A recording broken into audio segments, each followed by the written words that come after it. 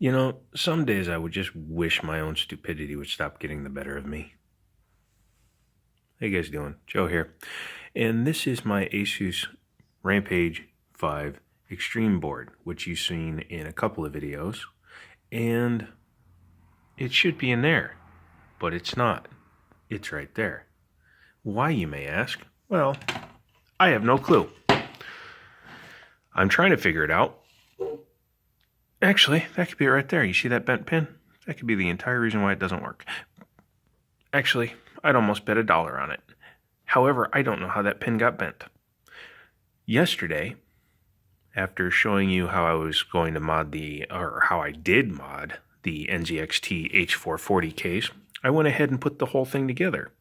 And I went to power it up, and I started getting the BD error, which is a problem with the CPU seeing the RAM. So at first I'm thinking, oh great, maybe my RAM burned out, or I crossed some wires or did some damage, and it's not working. So I tried everything.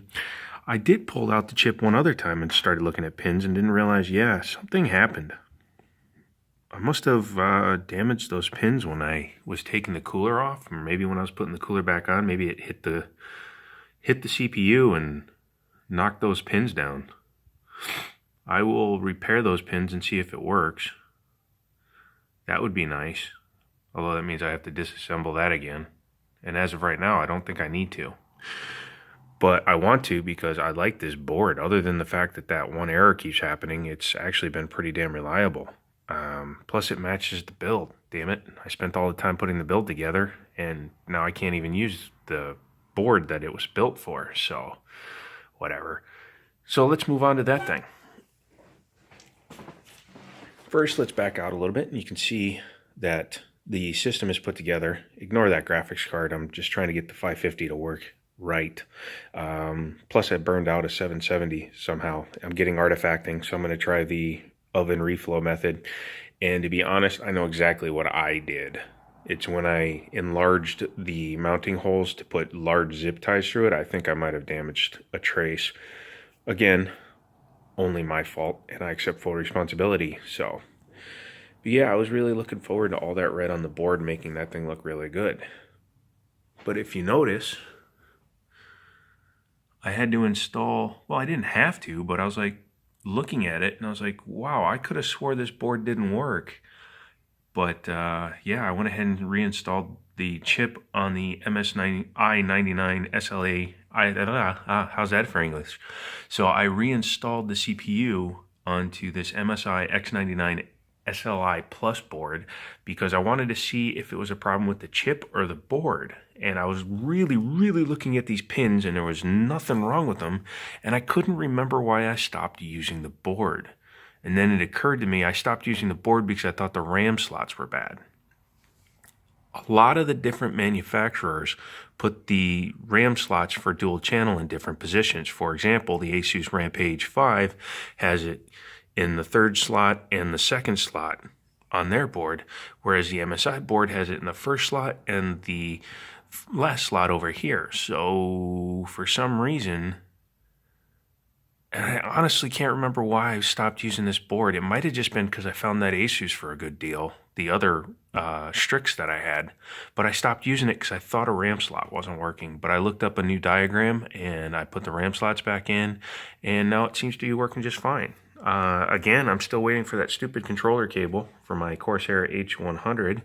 Once I get that and I can control pump speeds, then I'll go ahead and reinstall that up here, where there's room for the 240, and then I will have nothing but our red fans going across the top as well. I can live without the red, I guess, on the board because I do have the extensions. You remember these extensions from Project Red Devil? I don't know why people don't like combs. I like combs. I think they keep it nice and neat in there. So, yeah. And then you'll also notice this is just a straight ATX board. It's not an eATX board. So I can use the pass-throughs, which is nice. So yeah. There is one downside to having 8 fans inside of a system though, and I'll show you right now.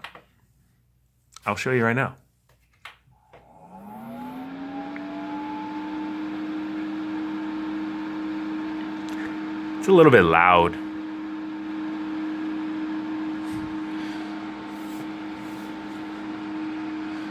I've had worse though. And with the side panel on, it's a little bit quieter too, so. And you'll also notice I do have this one in push-pull. Since I had the room, I figured why not? It'll help keep that cool when I'm overclocking the system. But yeah, also, I think this board is a better overclocking board than that Asus right now. But again, it could be because of those pins. We'll find out eventually.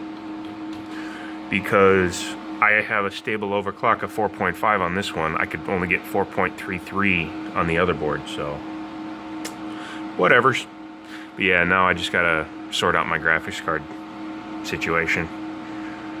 I'm going to pick up a couple of graphics cards this weekend, so I'll have to make enough profit on 3 or 4 of them to keep one and still make money. That's what I'm planning on doing anyways. I really want another one of these. Should have never gotten rid of that. Thomas, you got a good deal on that card. Wah. So, yeah, that's about it. Give me a thumbs up. Don't forget to subscribe so that we can keep the channel alive.